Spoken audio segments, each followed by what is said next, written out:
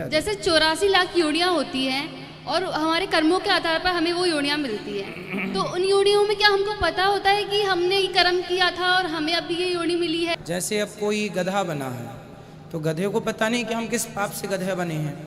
अस्सलाम वालेकुम रहमतुल्लाहि व बरकातुहू। मेरा नाम है हाफिज़ कमर और आप देख रहे हैं ग्लोबल रेवोल्यूशन।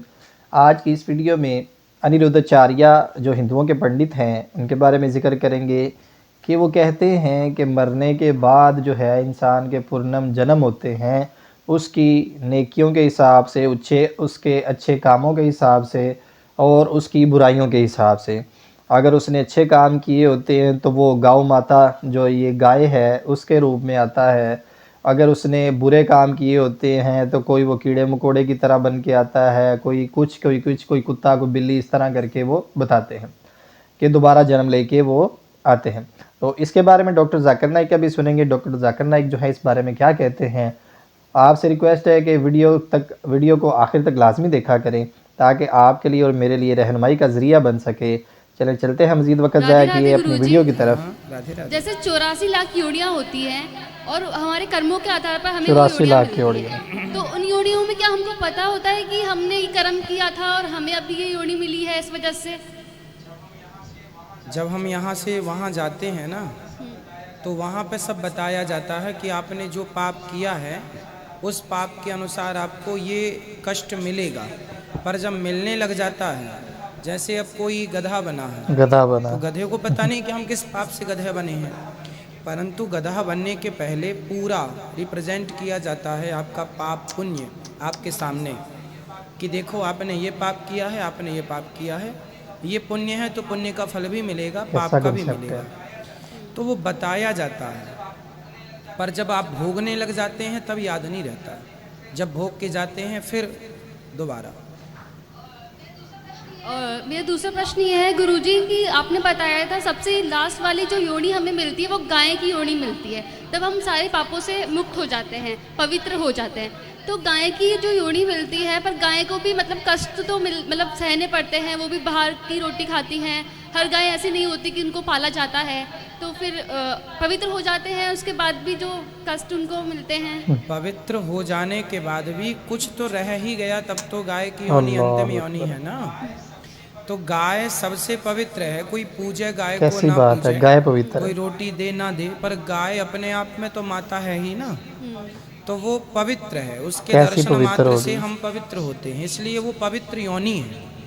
अब वो पवित्र योनि है, ये आवश्यक नहीं है कि कोई उसे रोटी दे या ना दे, कैसे गाय वो अपने आप में पवित्र योनि में चली गई है। धन्यवाद डॉक्टर जाकिर नाइक साहब। मेरे जिस्म का दिया गया नाम डॉक्टर वर्मा है और मैंने कुरान शरीफ भी पढ़ी है, बाइबिल भी पढ़ी है और वेदवाद की थोड़ा सा अध्ययन किया है।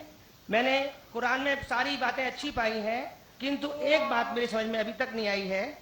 ये हिंदूवादी जो कहते हैं कि जन्म होता है और कुरान में एक बात आती है कि मुर्दे जिंदे किए जाएंगे, मुर्दे जिंदे किए जाएंगे। बात मेरी समझ में अभी तक नहीं आई है। हिंदू तत्व कहता है, उन्हें देखा कि जन्मवाद के जन्म होता है, मैंने डिस्कवरी चैनल में भी ये चीजें देखी हैं। और दूसरा कि आखिर में कुरान में कि मुर्दे जिंदे किए जाएंगे, मैंने इस बात को बहुत से पूछा है, किंतु मेरे का इस बात का क्लियरिफिकेशन कोई भी मजहब, एक तो जन्मवादी, दूसरा जो जन्म नहीं मानता यानी मुर्दों को जिंदा करता है, समझा नहीं पाया। मैं आपसे प्रार्थना करता हूं कि इस बात को कुरान के माध्यम से और आपके माध्यम से मैं समझने के लिए आपसे गुजारिश कर रहा हूं। धन्यवाद। डॉक्टर साहब ने अच्छा सवाल पूछा है कि उसने कुरान मजीद पढ़ी और सब बात को तस्लीम करते, सिर्फ एक या दो बात कि कुरान शरीफ के अंदर मौत आती है, मुर्दे को वापस से जिंदगी दी जाएंगी आखिरत में, उनका जिक्र है। और हिंदू लोग ये मानते हैं कि पुनर्जन्म में, और वो डिस्कवरी चैनल पे देखे कि पुनर्जन्म होता है। अगर आप देखेंगे सबसे ऊंची किताब हिंदू मजहब में वेद, अगर आप पढ़ेंगे पुनर की मानी क्या, पुनर संस्कृत में मतलब नेक्स्ट, अगेन, वापस से, और एक पुनर के मानी नेक्स्ट। तो पुनर्जन्म मतलब नेक्स्ट जिंदगी और एक जिंदगी।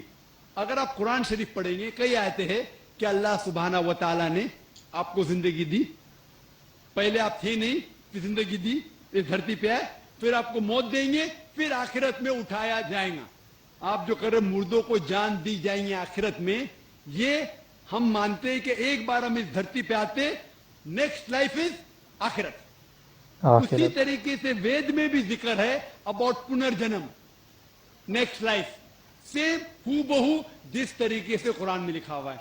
लेकिन आम हिंदू मजहब के जो गुरु है, स्वामी हैं, इन लोग जब ये जानने लगे, एक उनको कठिनाई पेश आई, वो देखने लगे कि कई इंसान जब पैदा होते हैं with congenital defects, heart problem, heart defects, limb problem, कोई अमीर पैदा होता है, कोई गरीब पैदा होता है, तो भगवान ही कैनॉट बी अनजस्ट।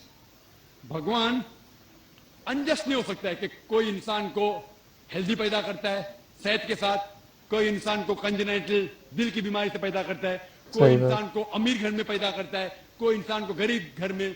तो भगवान अनजस्ट नहीं हो सकता है, ना इंसाफ नहीं हो सकता।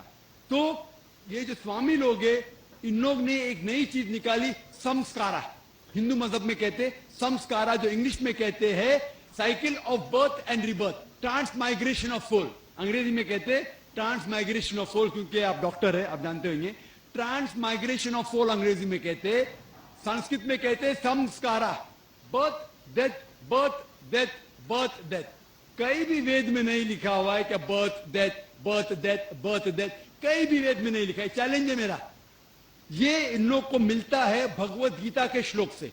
भगवत गीता का श्लोक चैप्टर नंबर 2 में, वर्स नंबर 22 में, उसमें लिखा हुआ है कि जब कोई शख्स अपने कपड़े निकालता है तो वो नए कपड़े पहन लेता है, उसी तरीके से रूह एक नई जिस्म में जाती है। और ये भद्यांकर उपनिषद में भी इसका जिक्र है, अब पढ़ेंगे कि when a caterpillar climbs up the grass of blade, he jumps to a new grass. Same way the soul takes a new body. जिस तरीके से कैटरपिलर घास के ऊपर चढ़ता है और दूसरे घास पे जाता है, उसी तरीके से रूह एक नई बॉडी के अंदर जाता है। तो इस श्लोक के बुनियाद पर इन लोग ने एक फिलॉसफी पैदा की, संस्कारा, कि इंसान जो कर्म के बेस के ऊपर, कर्म और धर्म की फिलॉसफी, कर्म मतलब अच्छे कर्म करोगे धर्म के हिसाब से तो अगले जन्म में आप अच्छे पैदा होंगे। अगर आपके कर्म बुरे होंगे तो अगले जन्म में आप हो सकता है कि लूला पैदा होंगे या लंगड़ा पैदा होंगे। और जो कहते हैं कि आप इंसान 7 बार बनेंगे, ये कौन कहता है? वेद नहीं कहती, 7 जन्म होंगे जी। कोई वेद में कहीं लिखा नहीं है, क्योंकि उनको ये नहीं कह सकते थे कि इंसान क्यों गरीब पैदा होता है, क्यों अपाहिज पैदा होता है। उनकी सोच कम थी, इसीलिए नई फिलॉसफी लेके आए, ट्रांसमाइग्रेशन ऑफ सोल। आप तो डॉक्टर है, मैं भी डॉक्टर हूं। आपने कहीं मेडिकल साइंस बुक में पढ़ा हुआ है कि इंसान इस दुनिया में जन्म लेता है? साइंटिफिक फैक्ट होता था तो हम मेडिकल नहीं जन्म लेता है, हम कभी भी नहीं पढ़े। इससे ये साबित होता है कि साइंस इसको तस्लीम ही नहीं करती। साइंस भी तस्लीम नहीं करती चैनल में देखा कि दोबारा जन्म होगा। जो आप कह रहे हैं, अगर ये हक होता था तो हमारे साइंटिफिक बुक में भी ये लिखा होता। तो ये कहना कि साइंटिफिक प्रूफ है कि हम जन्म लेते हैं, बिल्कुल गलत है।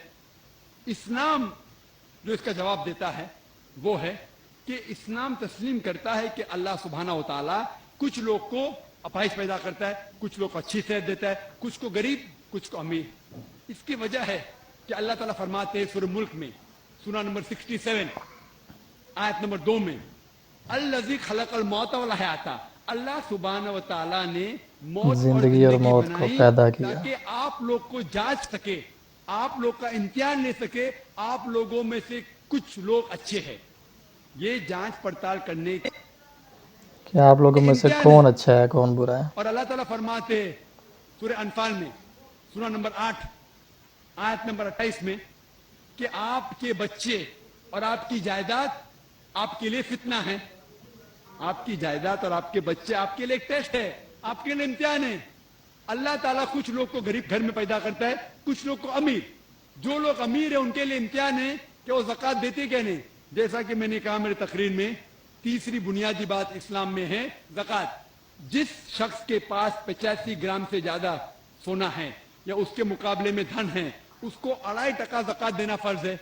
जो आदमी अमीर है, कुछ अमीर लोग बराबर ज़कात देते, कुछ लोग आधा देते, कुछ लोग देते नहीं। तो अमीर इंसान को शायद 100% मार्क्स मिले या 50% मार्क्स मिले या 0% मिले। वो गरीब इंसान को ज़कात में तो 100 मार्क्स मिलता है, 100 सही और बात 100, है। उसको ज़कात देना ही नहीं। ज़कात देगा ही हम नहीं। कहते रहे बेचारा गरीब इंसान है, लेकिन असल में देखे जाओ तो उसको उस इम्तिहान में, गुर्बत के इम्तिहान में 100% मार्क्स मिले। आप समझ रहे? इसी तरीके से अल्लाह ताला कहते हैं कि आपके बच्चे आपके लिए इम्तिहान है। जैसा कि आप सब लोगों ने देखा कि कैसे इनके कॉन्सेप्ट हैं हिंदुओं के, कि इन्होंने पूर्णम जन्म यानी कि 7 जन्मों का इन्होंने बता दिया। कोई लूला पैदा होगा, कोई लंगड़ा पैदा होगा, कि वो अपने अमाल के हिसाब से, जिसने अच्छे अमाल किए होंगे वो बिल्कुल सही पैदा होगा, जिसने बुरे अमाल किए होंगे वो लंगड़ा पैदा होगा, गरीब के घर पैदा होगा, और जिसने अच्छे अमाल किए होंगे वो जो है वो किसी अमीर घराने में पैदा होगा। तो कैसे कैसे कॉन्सेप्ट हैं हिंदुओं में। अल्लाह ताला से दुआ है कि अल्लाह ताला इनकी रहनुमाई करे, इनको सीधे रास्ते पे चलाए, और हमें भी जो है कुरान और हदीस के रास्ते पे चलने की तौफीक अता फरमाए। आपसे रिक्वेस्ट है कि वीडियो को लाइक, सब्सक्राइब और शेयर ज़रूर कीजिएगा, और सदका जारिया समझ कर कीजिएगा, ताकि आपकी और मेरी रहनुमाई का और मेरी निजात का, आपकी निजात का ज़रिया बन सके। जज़ाकल्लाहु खैरन, अहसनुल जज़ा।